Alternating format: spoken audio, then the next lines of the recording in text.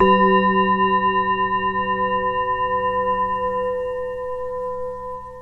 década de 50, o que havia de micro-ondas no Brasil era um ou outro link particular, até quando foi a primeira ligação entre São Paulo, Rio, Belo Horizonte e Brasília, por ocasião da construção de Brasília, antes da existência da Embratel. A Embratel veio depois disso. E não havia engenheiros de micro-ondas, né, brasileiros na época. A época de 1970 até 1975, a gente apresentava os trabalhos de um grupo de pesquisadores especializados em microeletrônica. Nós apresentávamos os trabalhos no simpósio da SBC, da Sociedade Brasileira para o Progresso da Ciência. A SBPC nos acolheu. Então, durante vários anos, nas reuniões anuais da SBPC, nós conseguimos introduzir reuniões específicas sobre o que nós chamamos o desenvolvimento das pesquisas no Brasil, nas pesquisas em micro-ondas. E a gente percebia que quando a gente ia apresentar nosso trabalho, sempre tinha nós mesmos e o próximo autor que iria apresentar. Então, era uma coisa muito que não dava... A gente não conseguia divulgar o que a gente estava fazendo, né? Porque não tinha o público apropriado. Então, a gente começou a perceber também que já havia uma massa crítica de pessoas, de pesquisadores, professores trabalhando nessa área. A parte de micro-ondas estava havendo esse apelo, né, de iniciar o crescimento no setor, né, mas precisava de alguma organização que, de certa maneira, pudesse, vamos dizer assim, agrupar essas pessoas que tivessem esse interesse. O professor Senise, da Escola Mauá, e o professor Giaroli, que eu conheci justamente nessa reunião em 75, que tinha recém-voltado dos Estados Unidos, e falou, não, nós temos que fazer alguma coisa aqui. Então, esse germe começou por aí. Eu ainda acho que fui mais umas 3 vezes nessas reuniões da SPPC, durante esse período, e essa ideia começou a germinar e começou a crescer. Mas demorou a se oficializar, porque, puxa, era difícil chegar num consenso, né? Evidentemente, daí tinha o pessoal de São Paulo, o pessoal da PUC, o pessoal da Unicamp, era o pessoal que mais participou inicialmente dessas discussões. E, poxa, quantas reuniões aconteceram aí no final de 70, mas, poxa, eu chegava no fim da reunião, no fim não se chegava a como se diz, bom, essas são as minutas e essas são as nossas, como é que se diz, como é que se fala, action items em português, as nossas metas, o que nós vamos ter que fazer. Isso não ocorria. Isso começou, então, e quando chegou em 80, eu me lembro de uma reunião no fim de 80, que estava uma mesa, uma sala grande, todo especial reunido, que, no fim, o que acabou acontecendo, e isso eu dei que dá, como se diz, o meu reconhecimento à professora Denise Consoni, que ela falou, não, eu faço isso, junto com o professor Senise. Então, os dois, na verdade, que foram sentar e como se diz, escrever realmente quais são os objetivos da sociedade, preparar a documentação e a registro, arranjar toda aquela papelada que tinha que fazer, que eu não participei dessa parte, mas eu lembro que se não fosse ela, ia acontecer mais uma reunião, precisamos fazer, tudo bem, mas quem se voluntaria para fazer isso, aquilo? Não aparecia voluntários. E ela se voluntariou, e ela e o professor Senise foram que deram início a esse processo. Para que existe uma sociedade desse tipo? Existe para troca de informação, existe para uma identidade.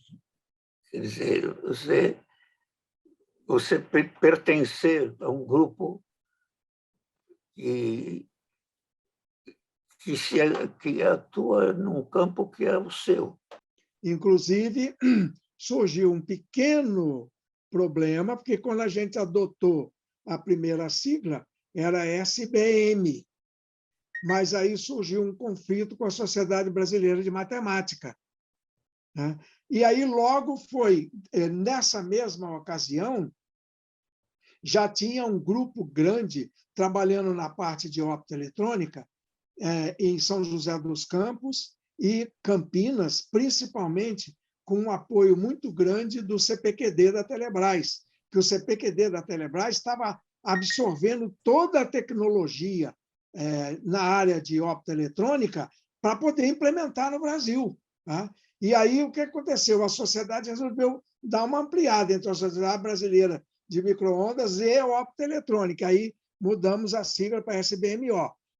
Resolveu o conflito e, ao mesmo tempo, fez essa importante simbiose entre a parte de alta frequência da eletrônica e aquilo que a gente chamava de optoeletrônica e que hoje generalizou um pouco mais, o pessoal chama de fotônica, né?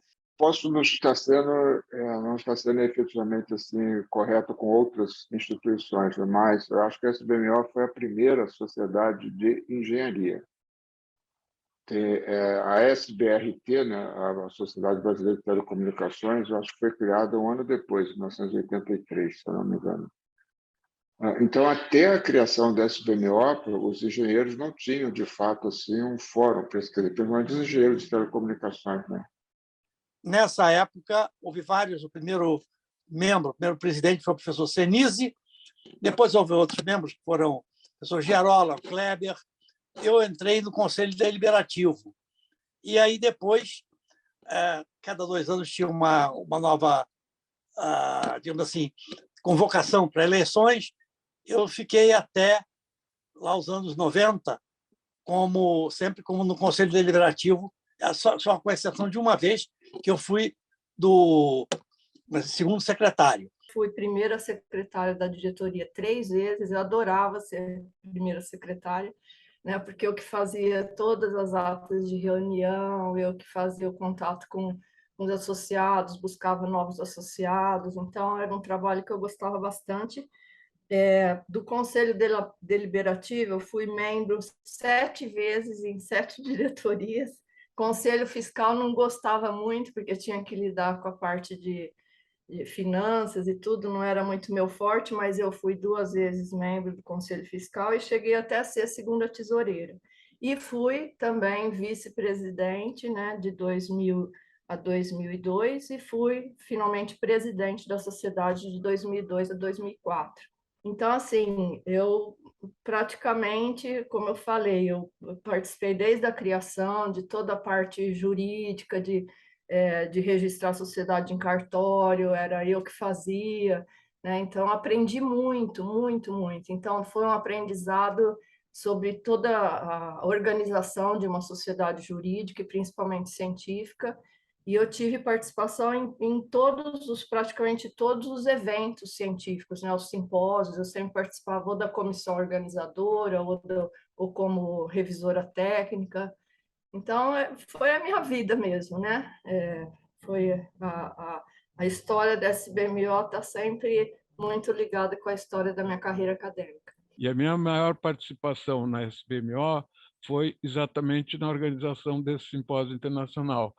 E, nesse sentido, tá, porque foi um simpósio que teve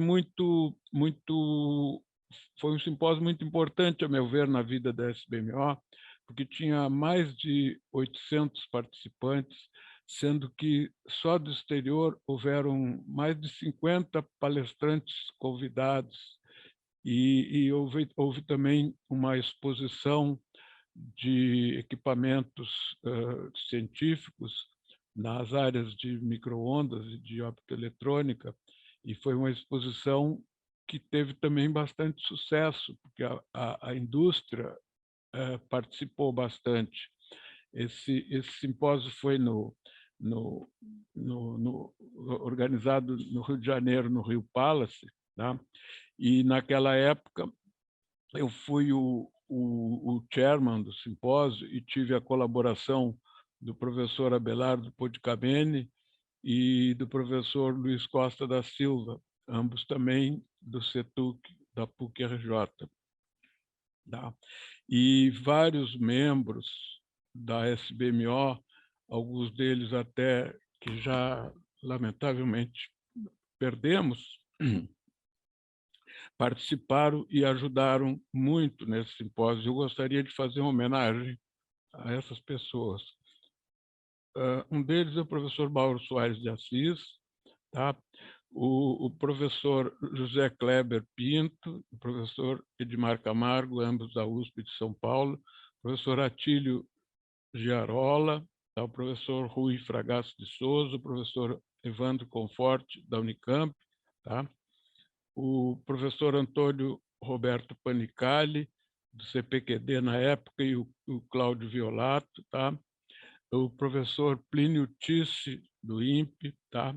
E o professor Alberto Faro Orlando, que na oportunidade era do ITA, em São José dos Campos. Então, todos esses colaboraram muito na organização desse simpósio e colaboraram muito também em toda a vida da SBMO. Muitos deles continuam colaborando. Tá? Também uma colaboração muito importante que nós tivemos foi do Dr. Richard Sparks, tá? Que era a nossa liaison, international liaison, também colaborou bastante. Tá? Tivemos também colaboração do professor Adaildo Assunção, da UFRN, e do professor Adrião Doria Neto, da UFRN também, além do professor Humberto Fernandes. Então, são várias pessoas, tá, que colaboraram, e eu queria lembrar também que nós tivemos uma interface com a próxima SBMO Internacional, que foi 2 anos depois, que era principalmente o professor José Tomás Senise, o professor Edmar Camargo, o professor José Kleber Pinto e o professor Antônio Panicali. Tá? Então, eu faço questão de mencionar essas pessoas, porque foram pessoas que colaboraram muito na organização desse simpósio e, durante toda a vida da SBMO, continuaram também colaborando, e boa parte do sucesso que a SBMO tem tido ao longo desses últimos 40 anos são devidas a essas pessoas, entre outras. Teve uma importância muito grande, e tem até hoje, porque é a sociedade científica brasileira que atua nessa área, fazendo o que as sociedades científicas em geral fazem, promover eventos, né, todos os anos, alguns eventos nacionais, alguns eventos internacionais, e ela tem uma projeção internacional muito importante, né? Alguns IMOCs já estão sendo feitos no exterior, né? Mas são conferências brasileiras feitas no exterior, e ela tem essa função de projetar a produção brasileira, né, nessa área de micro-ondas e optoeletrônica, né? E está fazendo isso com muito denodo e está conseguindo uma projeção importante, né?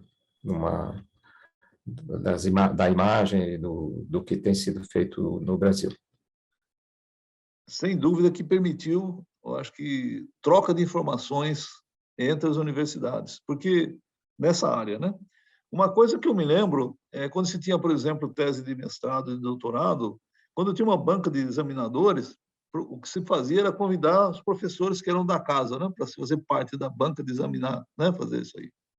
Depois da sociedade, essas coisas mudaram. Eu fui diversas vezes ao Rio, fui para Santa Catarina, fui para Brasília, porque passou a trocar. E isso eu acho que mudou bastante, porque eu acho que tanto do pessoal que estava num centro trabalhando isolado e outro também isolado, isso aí foi bonito. Começou a ter uma troca de ideias, eu acho que bastante importante. Eu acho que foi importante também para a indústria, porque a indústria que existia na época, né, tinha a Philips, que tinha em Belza, a NEC, a Multitel, empresas que eu tenho assim na cabeça que eram, como é que se diz, atuantes da área de micro-ondas, muitos profissionais que foram, poxa, nem consegui imaginar quanta gente foi formada aí, pelo menos nesses primeiros 10 anos, nem quero saber em 40 anos, né? Que eu acho que a sociedade, com esses eventos, ajudou a, como é que se diz, atrair os estudantes a se interessar por essa área, né? Eu não tenho dúvida que foi bastante importante. E hoje a gente está vendo aí, quer dizer, micro-ondas dominou a gente. Na minha época, lá quando eu comecei, a gente tinha o satélite, né? Quer dizer, o satélite usava frequências de micro-ondas, era onde a gente tinha a nossa referência. Mas hoje a gente tem micro-ondas para tudo que é coisa. Eu ia fazer até minha tese, seria um forno de micro-ondas, você imaginou isso? Quer dizer, hoje a gente tem em casa um forno de micro-ondas. Então, está no nosso dia a dia, incorporou. Então, acho que essa grande importância para a ciência desenvolveu-se, apareceram novos pesquisadores, surgiram novos pesquisadores, e a área está bem desenvolvida. A SBO tem um papel extremamente importante para a comunidade científica brasileira. Ela não só é um ponto, né, de reunião dos pesquisadores, um ponto de encontro dos pesquisadores para a apresentação dos seus trabalhos, da troca de ideias científicas, né, mas também é um espaço de operação política, de atividade política da sociedade no conjunto de todos a comunidade de pesquisa do Brasil. Cada sociedade tem um público um pouco mais especializado, tá?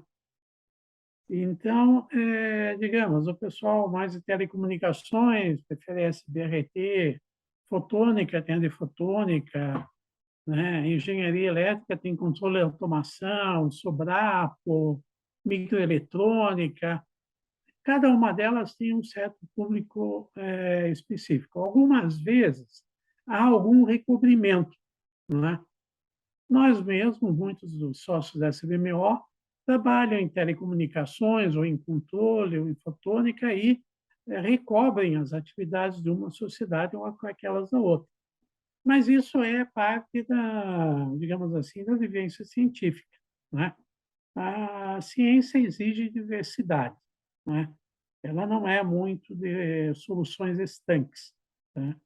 Então, acho que a gente convive bastante bem com as outras sociedades, né? O importante é reunir as pessoas que trabalham praticamente num assunto correlato, quer dizer, um coloca a experiência que tem para outras pessoas que vão entrar na área para ver o que ela poderia nos aconselhar, né? Então, é mais ou menos isso. Quer dizer, um intercâmbio, né? Um intercâmbio de aprendizado, vamos chamar assim, né? Talvez não vá ser uma grande sociedade como a UITRESEC, que é de todos os engenheiros eletricistas, que abrange muito mais sub-áreas, né, da engenharia e da eletricidade. Então, do meu ponto de vista, será sempre uma sociedade mais limitada. Mas, por outro lado, como já tem a Sociedade de Eletromagnetismo, a Sociedade Brasileira de Telecomunicações, sociedades que são de áreas afins, eu acho muito importante a gente continuar fazendo trabalhos conjuntos, né? Até pela dificuldade de se conseguir recursos para promover eventos, tudo isso custa, né, dinheiro. Talvez agora com eventos presenciais e meio virtuais a gente consiga ter um outro modelo, né, de reuniões, mas mesmo assim é importante a gente continuar fazendo coisas em conjunto, né? Porque a ciência não tem barreiras, né? A ciência é interdisciplinar. Tudo que a gente faz em uma área, você pode aproveitar de outras áreas e sempre tem que ter essa interação. Não existem blocos, né, na ciência. A gente tem que trabalhar com uma visão interdisciplinar, transdisciplinar, né? Então, acho que a SBMO deve ter um futuro ainda de vários anos pela frente e dependemos dos jovens, né? Os jovens assumindo aí esse papel e criando esses novos modelos de interação entre as pessoas que trabalham nessa área e também com as outras sociedades brasileiras e internacionais. Então, a sociedade brasileira de micro-ondas é uma sociedade que reúne gente teimosa, que resolveu, que acha que dá para fazer pesquisa no Brasil. E, de fato, dá para fazer. Não é fácil, mas dá para fazer. Não, de modo que, nesse sentido, quer dizer, eu digo que a Sociedade Brasileira de Micro-Ondas é uma sociedade de gente teimosa.